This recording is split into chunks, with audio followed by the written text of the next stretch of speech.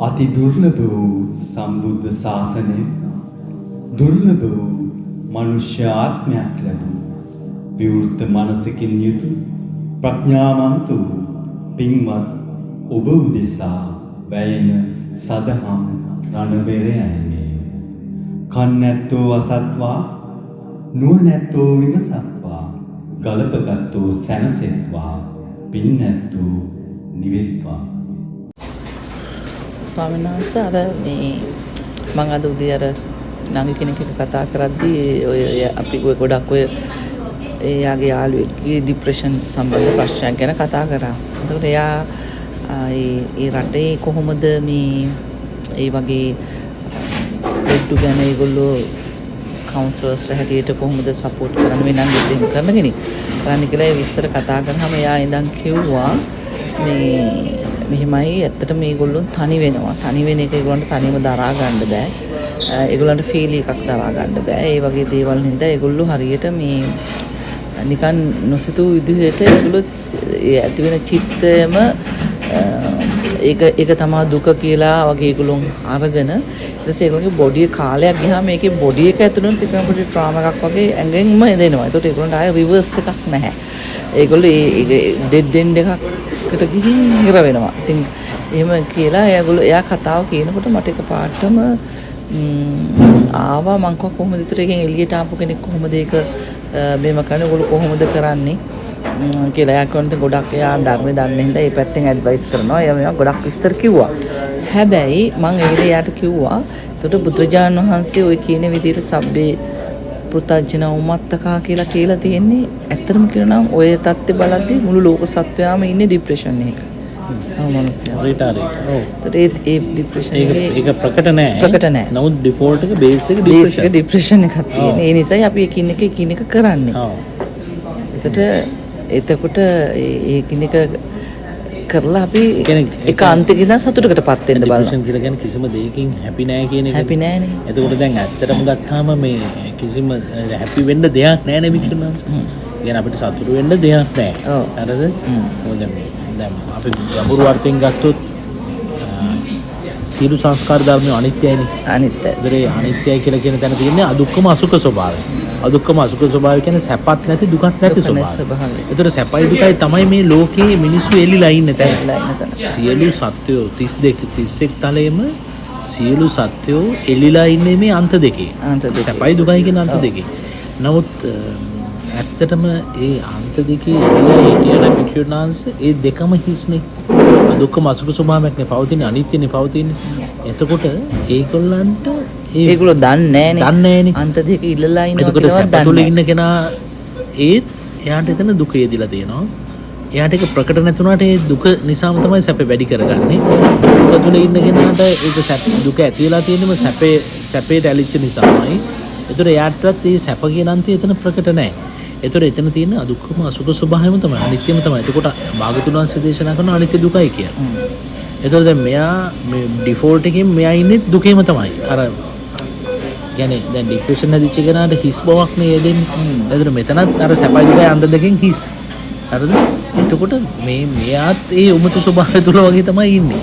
එතකොට මෙයා ඒකාන්තක ඉන්න පුළුවන් ස්වාමීන් වහන්සේ. නෑ දැන් ඒකාන්තක හිටියට ඇතුලෙන් අපි නොදැනුවත්වම හැම වෙලාවෙම වික්ෂුණාංශ දුක තුල තමයි ඉන්නේ. ෆ්‍රස්ට්‍රේෂන් එක තියෙනවා. ඔය කායික දුක නෙමෙයි නතර දැන් මෙතන නෙමෙයි. දුකේ කතාව අපිට කතා කරන්නේ හිතත් එක්කනේ වික්ෂුණාංශ. එතකොට දැන් කොහොමද එතන ඒ බේස් වෙලා ඉන්නෙම අපි දුකේ තමයි. හරිද? ඒ ડિප්‍රෙෂන් මෝඩ් එක තමයි. ඒ නිසාමයි අපිට තව විවිධ දේවල් හොයන්න ඕන වෙන්නේ. එක්ක බොඩි මූවමන්ට් එකක් තුල හරි අපි දැන් ගොඩක් දේවල් එක්ක ඔකියුපයි වෙලා ඉන්න නිසා පැටලිලා ඉන්න නිසා අරමුණු එක්ක සංකල්ප එක්ක අපිට අර ડિප්‍රෙසිව් මූඩ් එකට යන්නේ නැහැ.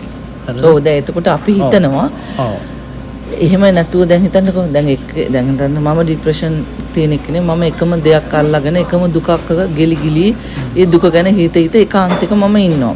හැබැයි ඔබ වහන්සේ ඒ දෙකෙන්ම මිදිලා ඔබ වහන්සේ ඉස්සර ජීවත් වෙනවා. පැවිද්දෙක් ඔය ධර්මය අවබෝධ කරගත්ත කෙනෙක් කියන මානසිකාරයෙන් තොරව මම කතා කරන්නේ. එතකොට ඔබ වහන්සේ මෙයාට ડિප්‍රෙෂන් මං හොඳට ඉන්නක නෑ ඔබ වහන්සේ ડિප්‍රෙෂන් කියන මෝඩ් එක නිසා ඒ ආපු තෝට් එක by default යටපත් කරගන්නවා වහන්සේගේ රස්සාව නිසා වහන්සේගේ කසාදයක් නිසා කසාදයක් නිසා දරුවෝ නිසා නේද? ඒ කියන්නේ මොනවා හරි එක්ක කාර් එකක් එක්ක බලාපොරොත්තුවක් හරි තුල අපි එල්ලෙනවා.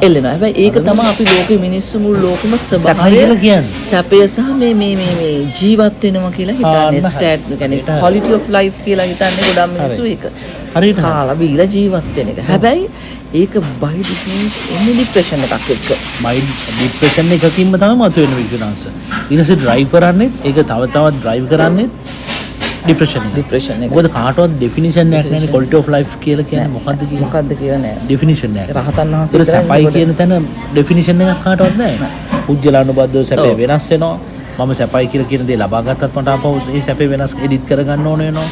එතකොට හැම වෙලාවෙම මේ ડિප්‍රෙෂන් ස්ටේටස් තමයි තියෙන්නේ. ඒ නිසාම තමයි මේ ඉවෝල්ව් වෙන්නේ මේ ලෝකේ. ඉවෝල්ව් වෙන්නේ. හරිද?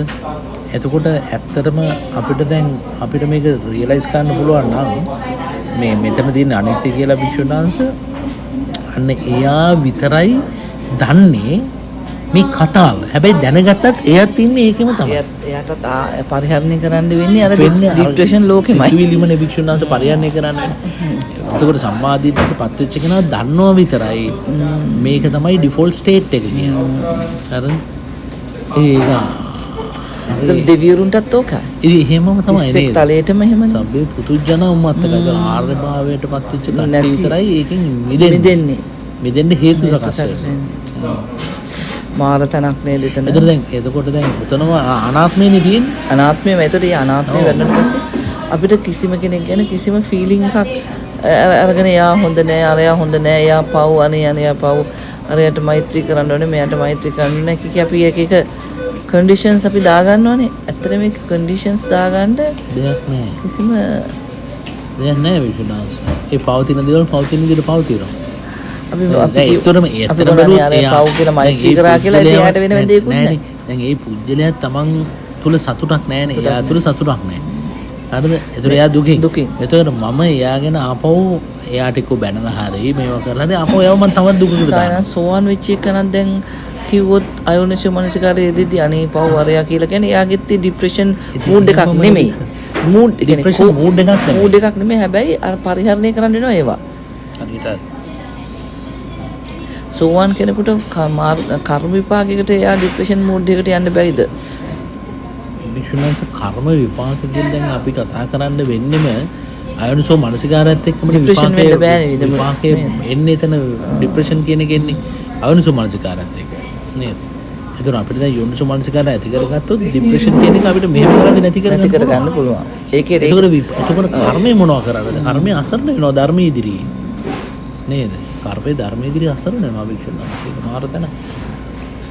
අයෝනිසෝ මනසිකාරයේ පවත්තන කෙනා වුණත් එයා ડિප්‍රෙෂන් මූඩ් එක නැති කරගන්නේ එයා හොඳට ඉගෙන ගන්නවා, හොඳ රස්සාවක් කරනවා, ළමයි හදනවා, ළමයිගේ දියුණුව බලනවා. එයා ඒ වගේ එක නනවත්වාම එවැනි දෙයක අන්ත දෙකේ යෙදී ඉන්නවා.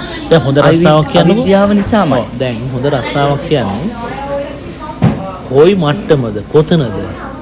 කොතනද එන්ඩ් පොයින්ට් එක? එහෙම නෑ. එතකොට එයා හැම වෙලාවෙම ඉන්නේ ડિප්‍රෙසිව් මෝඩ් ස්ටේට් එකක තමයි. මම මේ සංසලෙතන ගොඩාක් බෝට් අප් කරේ මේ සිද්ධිය කතාව.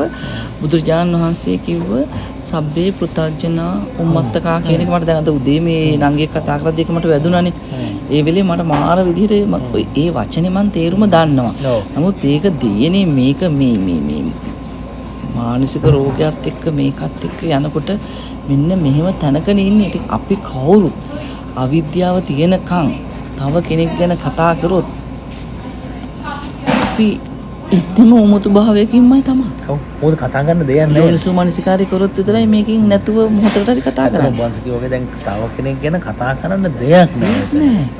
දැන් මං අර තව කෙනෙකුට කොතනේ පව්වරයා කියන්නේ මගේ අවිද්‍යාව ඩිලිවර් කරන්නේ. මගේ රාග දේශ මොහ ඩිලිවර් කරනවා අවිද්‍යාව නිසා. ඒකට මේ මුළු ලෝකෙම පුළුවන් මට නංගම් රටවල් නැතුව ලෝභ දේශ මොහ වලින් මට මේ ලස්සනට මේ chart එකක් හදලා drive කරන්න පුළුවන් වගේ.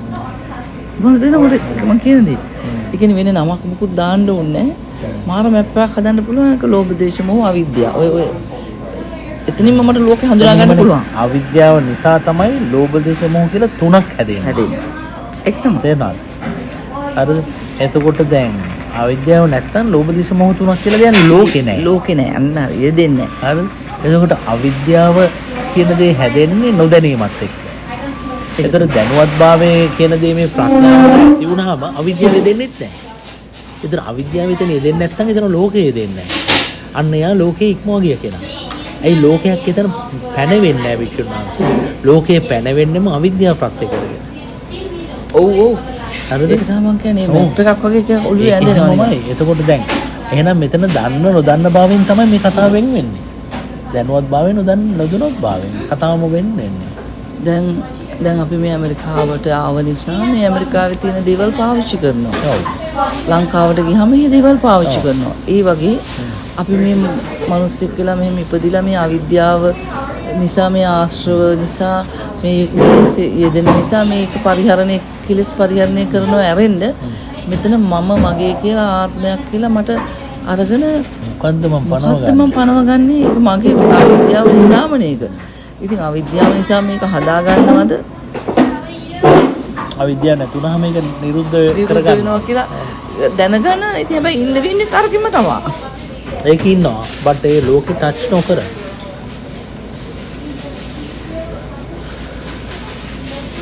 ලෝකෙ ටච් නොකර.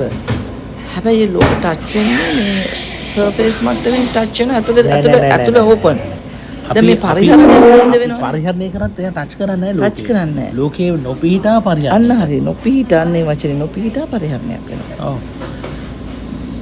ජීවිතේන්ද්‍රිය පවතින තක්කල් පැවැත්මක් තියෙන පැවිදිනවා. ඒක. හැමදේම සකස් වෙන්නේ ડિප්‍රෙසිව් ස්ටේට් එකක් නිසාමයි. හැම දෙයක් මොකක් හරි මට කරන්න ඕන වෙන්නේ. අවතර මොහොතම සතුටක් නැති නිසා. ඉතින් මේක ලෙඩක් නෙමෙයි. කාටත් තියෙන මේක ස්වභාවය. ස්වභාවයක්. මේ තනියෙන් තම තමන් මෙතන තේරෙන්නේ නැද්ද? එක එක්කෙනා තමන් තනියෙන් ලෝකයක් හදාගෙන ඉන්නවා වගේ. මේක එහෙමම තමයි විශ්වාස. හරියට හරි. අපිට වෙනස් දෙන්නේ ලෝකේ අපි මේ ඇමරිකාව මේ කට්ටිය යනවා කනෙක්ට් වෙනවා කියලානේ ෆීල් වෙන්නේ. ෆීලිංස් එන්නේ එහෙම වුණාට අර අතුරට ගිහින් බලද්දී තමන් තනියෙන් ජීවත් වෙන සිතුවිලිත් එක්ක තමයි. සංකල්ප ලෝකේ. සංකල්ප ලෝකයක්. කාම ලෝකයයි තියෙන සංකල්ප වල විතරයි. සංකල්ප ලෝකයක්. සංකප්ප රාග පුරුසසකාව. දෙවිවරුන්ටත් ඔච්චරමයි නේද? එහෙමමයි විශ්වාස. කොම්ෆර්ට් සෝන් එක වැඩි. ඔව්. සංකල්ප දෙවියන්ටත් ඕකමයි. සංකල්පයකටමයි රිංගගෙන අර බය වෙච්ච වෙලාවට මීයා රිංගන්නේ ගුලකට ඒ වගේ අර සංකල්පේ තුරටමයි මේ සත්‍ය ගුලි ගහන්නේ රිංග ගන්න. සරණක් හොයාගෙන සංකල්පයක් තුරට රිංගන. සංකල්පය හැදෙන්නේ හිතේ. ඒකේ කිසිම වටිනාකමක් නැහැ.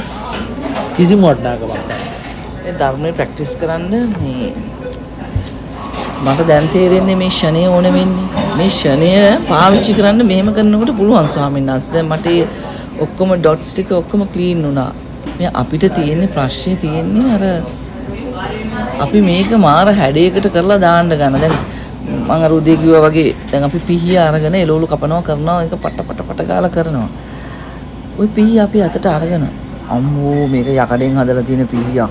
මේක මෙහෙම අල්ලන්න ඕනේ මේකෙන් කැපෙයිද දන්නේ නැහැ. මෙහෙම කර ඔහම කපන්න ගියොත් පිහිය අපිට අලුත් බවක් දරගෙන අලුත් දෙයක් වගේ අපි කරගන්නවා. ඒ වගේ තමයි ස්වාමීන් වහන්සේ අපි මේ අපිට ආශ්‍රව නිසා හටගෙන තියෙන අවිද්‍යාවට මේ කෙලෙස් ටික පරිහරණය කරන්නේ මේක හොඳට තේරුම් ගන්න පුළුවන් හැකියාව අපි තුලම තියෙනවා.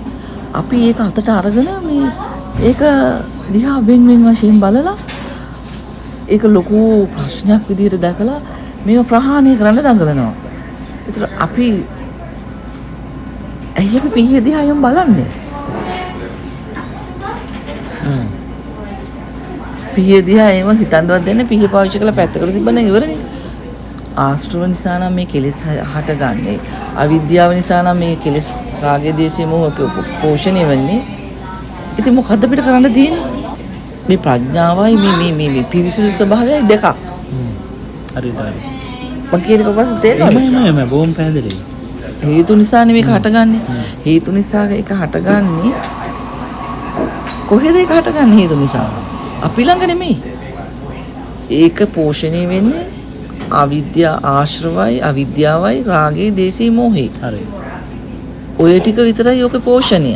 ඒතකොට එහිම පෝෂණය වෙනදී ඇයි මං ගිහින් ඒක අල්ලගෙන ආයේ මං නැවත භවයක් හදාගන්නේ? මොහොතින් මොහොත නව කර්ම හදාගන්න. ඉතින් එතනනේ ෂණිය තියෙන්නේ. පොඩ මං කියන එක පොඩ පොලිෂ් කරන්න. හරියටම හරි. පොලිෂ් කරන්න නේද? පොලිෂ් කරන්න දෙයක් නැහැ නේද? ඒකමයි කතාව. තමයි කතාව තියෙන්නේ. මේක තෙලුයි වතුරයි වගේ පේනවා. ඒ පේන ස්වභාවය තමයි ෂණය. හරියට. ඒ සබ්බේ පෘථග්ජන උන්මත්තකෝ කියන එක අහලා ඇති. අවුරුදු මං හිතන්නේ පොඩි කාලේ ඉඳන්ම මං ඒක අහලා තියෙනවා. ඒකට ඒක තේරිලා තියෙනවා. මේ විදිහට ගැලපුන්නේ නැහැ. ආනාත්මේ ස්වාමීන් වහන්සේ එක පැති වලින් මේක බලද්දි රහ එනවා. මේක තනිකරම ස්වාමීන් වහන්සේ අනිත්‍ය නිසා ඒ අනාත්මේ වැඩෙන විදිහක් මේකෙන් දකින්නේ. අනාත්මයක්මනේ. දැන් ඔබ වහන්සේ දිහා බලපුවහම මම හිතනවා අනේ ස්වාමීන් වහන්සේ මෙහෙම ධර්මයේ කියනවා ස්වාමීන් වහන්සේ මෙහෙමයි. ඒතර මං හැමතිස්සෙම මං කට ඇරියොත් මං හුස්ම ගත්තත් මගේ අවිද්‍යාව මම මෙතන ඇඩ්‍රස් වෙන්නේ. මම මොකක් කරන්නද ඒකට? ඕක නොදන්න කෙනා අසරණයි. දැනගත්ත කෙනාට සරණක් තියෙනවා. එයා අසරණ නැහැ.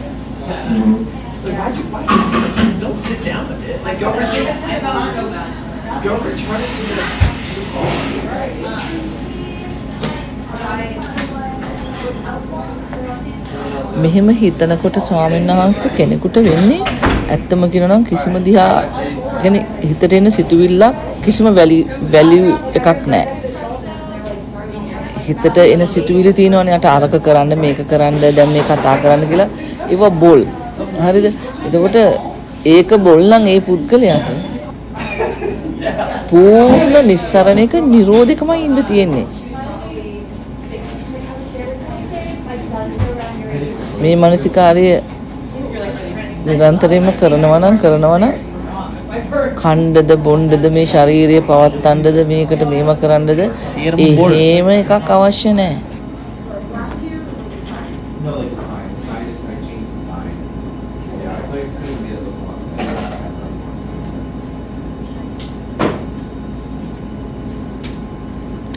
ඒ ෆෝස් එකේ අවිද්‍යාව පැත්තට එක දුන්නට පස්සේ ආය මෙහෙම මේ පැත්තට රිවර්ස් කරන්න හරිය අමාරුයි. ඒ කියන්නේ දැන් අවිද්‍යාව නිසායි මේ දේවල් සිද්ධ වෙන්නේ කියන එක දැක දැනමින් ඒක දිහා එතනම ඒක දකින්නකොට දැක ඉන්නකොට හරියට නිකන් දැන් හිතන්නකෝ මේ මොකක් හරි තෙල් චාතියකට දාපු දෙයක් කැවුමක් හරි කුක් වෙනවා වගේ ගුජ දදා ඒක මේ පට කාලා ගහනවනේ. අන්න ඒ වගේ මේක වෙනම පේනවා. ඊපස්සේ මම කියන එක ඒක වෙනම වෙනවා. ඒතකොට ඒ වෙලාවේ අය බාහිරියත් එක්ක කිසිම සම්බන්ධයකට ඒක අවශ්‍ය වෙන්නේ නැහැ.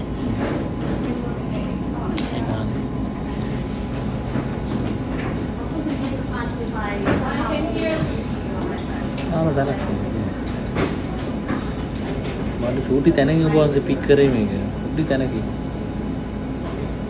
උදේ නංගිත් එක්ක ශාවලිය කියනකොට ශාවලියත් එක්ක කතා කරන් හිටපෙකේ මට තිබුණේ. එයා කියනකොට මම එයාගෙන් ප්‍රශ්න අහනවා. නමුත් එයා වෙන පරාසයක් නේ කියන්නේ. එයා කතා කරනකොට මට වෙන පරාසයක් මෙහි ඔන් වෙනවා.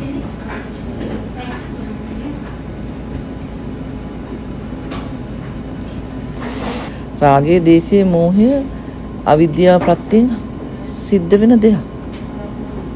මම ඒක මගේ කියලා අරගෙන මගේ අයිකන් එකක් දාගෙන මම නිකන් ප්‍රසන්ට් කරනවා ලෝකෙට. මම බික්කුණී ධම්ම දෙන්න මම අහවලා මේවම කියලා යනවා. ඒතර මම ඒකට ඇලෙනවා.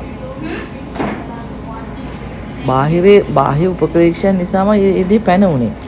අවිද්‍යාව නිසානේ. අවිද්‍යාව මගේ නෙමෙයිනේ. ධර්මතාවය වුණා මම මේ කියන්නේ. මම කියන වචන හරියද මන් දන්නේ මේ මම කියන එකට. ඒතකොට මේක අනාත්මයි.